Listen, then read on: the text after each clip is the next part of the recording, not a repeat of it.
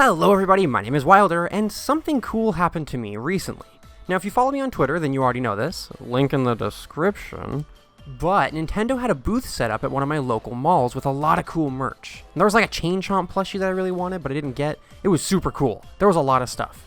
I even got to play with Nintendo Labo for the first time, and I gotta say, that is the most fun I've had with cardboard in a long time, honestly. Anyway, Nintendo does these pop-up booths all the time, but one of the cool things about this one was that it was one of only apparently 4 in the world to have 2 demos of unreleased Switch games that you could try out. Those games were The Legend of Zelda Link's Awakening, which was fantastic and so much fun to play by the way, and Luigi's Mansion 3. I got to play both of these games and they were both a lot of fun, but for this video I want to focus on Luigi's Mansion 3. I want to talk about the demo that I played and give you my first impressions of it, so let's get into it. Now I have a history with Luigi's Mansion. I own both the first game and Dark Moon. I think Luigi's Mansion is one of the best GameCube games because of its perfect atmosphere, fun gameplay, and amazing visuals for the time, and that in my opinion, still hold up today. It is definitely one of those gems on the GameCube. Dark Moon for me is another story, however. I didn't enjoy it as much as the first game. I actually didn't even end up finishing it, whereas with the first one, I've 100%ed it who knows how many times. I didn't find Dark Moon as interesting or atmospheric as the first game, and it didn't have the same feel or elements that made the game for me in the past. And the 3DS I feel was not a good fit for it either, but that's probably just my opinion.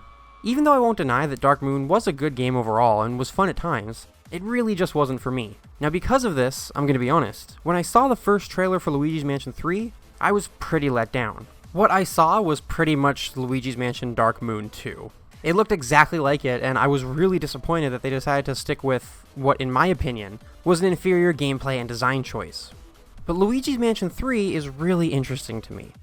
After playing this game, I have a completely different view of it. Even though I view it differently now, it's still no secret that this game plays a lot like Dark Moon. You can tell that just by looking at it. There are lots of puzzles in this game, and the camera and angles in different rooms is the same. It feels quite similar to Dark Moon.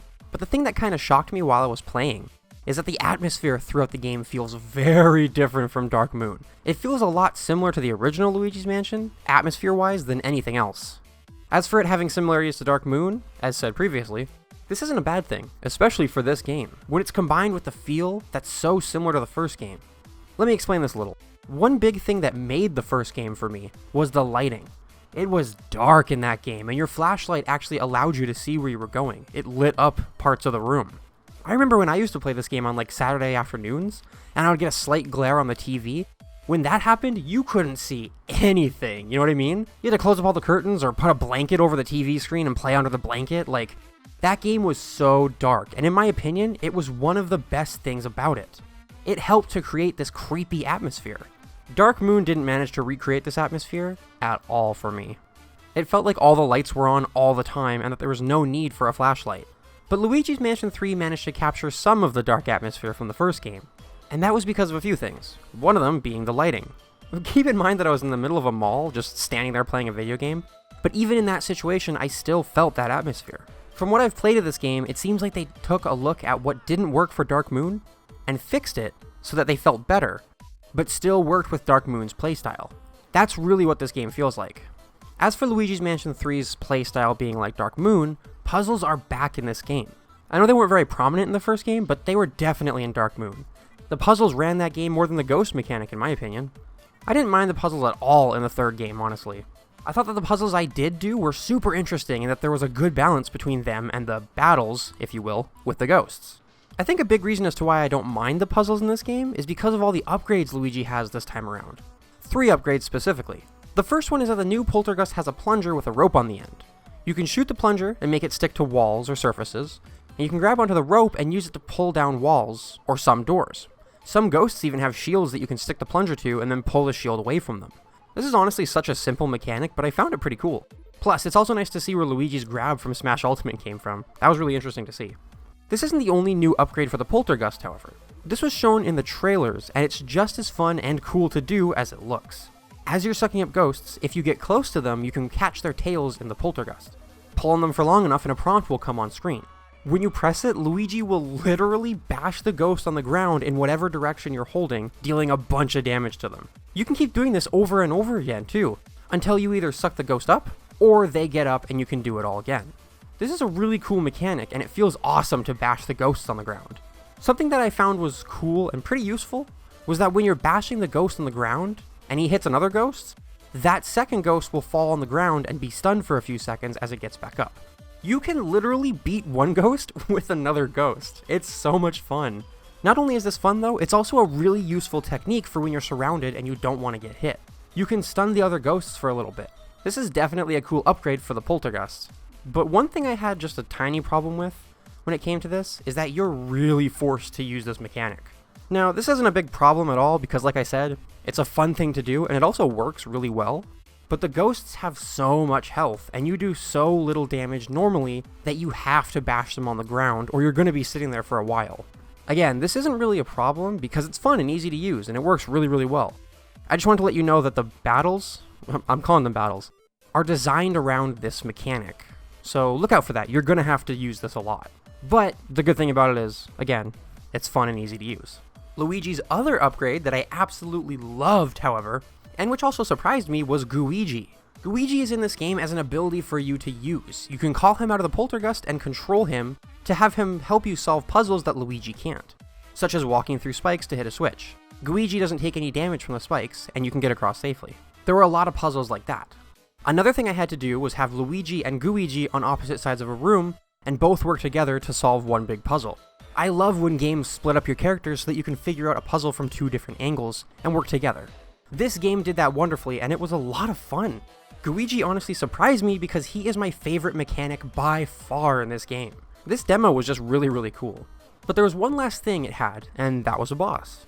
This boss was in a medieval type of arena, and it was a ghost that was wearing a suit of armor. The reason it was so cool was because this fight required me to use basically all of the new mechanics I had learned throughout the demo to beat it. Except for GUIG, which made me really sad because he's like my favorite and I love him.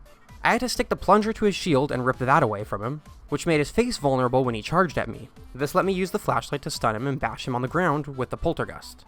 I beat the boss just in time because I only got 15 minutes to play the demo, and when I was done, I was a few seconds over 15 minutes. But hey, I still beat it. I still did it. That was great. One big problem that I did have, however, was controlling Luigi. When you move the left stick, Luigi moves in that direction. That's obvious. But when you move the right stick, Luigi rotates. Because remember, there isn't any camera control. The camera's fixed. So the right stick rotates Luigi around and makes him look in different directions. That's cool, but the bad thing about this is that you use the flashlight with the A button. For those of you who don't know, you have to hold down A to charge up the flashlight, and then release A to stun the ghosts. But when you're holding down A, Luigi strafes with the left stick, which means you can't rotate him to make him look in a different direction with just the left stick. You still have to use the right stick if you want him to look in a different direction. So this means that if you want to rotate him to face the ghosts, you either have to let go of the flashlight or awkwardly move the right stick while holding down A. It really felt like you had to line up Luigi first and then hold down A, but that was difficult because the ghosts constantly disappear and reappear around you. I don't know if this was a problem for me because it's actually a problem, or if it's something that I'll have to get used to, like a learning curve, or maybe I was doing something wrong. I don't think I was, but this was definitely a bad thing for me. However, this is just about the only bad thing I found. I had so much fun playing this game, and it really did make me look at Luigi's Mansion 3 differently instead of just looking at it as Dark Moon 2, you know? In fact, I made a video on my channel at the beginning of this year that was my 2019 most anticipated games list, and Luigi's Mansion was on there at number 9. Although take this list with a grain of salt, because Y2K, a postmodern RPG, was on there as well. It was at like number 2, way up there, and we all saw how that turned out. Take that list with a grain of salt. But now that I've played Luigi's Mansion 3, and now that I've had time to think about what I played and to reflect on it, this game has jumped up my list of games that I'm hyped for, and I can't wait to see more. If you're at all interested in anything I said or what you saw today, then this game is coming out sometime in 2019. We don't have an official release date yet, but I'm still super excited. I want to know what you think about Luigi's Mansion 3 so far. Did you initially not like it and are maybe looking at it differently after seeing this video or someone else's video? What do you think about all the Luigi's Mansion 3 trailers that we actually got? Let me know in the comments down below. Don't forget to leave a like if you enjoyed this video. In the description there are links to my Twitter, my Discord, and my second channel, which is called Backseat Gaming. Go check that out if you haven't yet. It's actually really, really cool, and I'm having a lot of fun with it. Thank you all so much for watching, and as always, I will see you in the next one.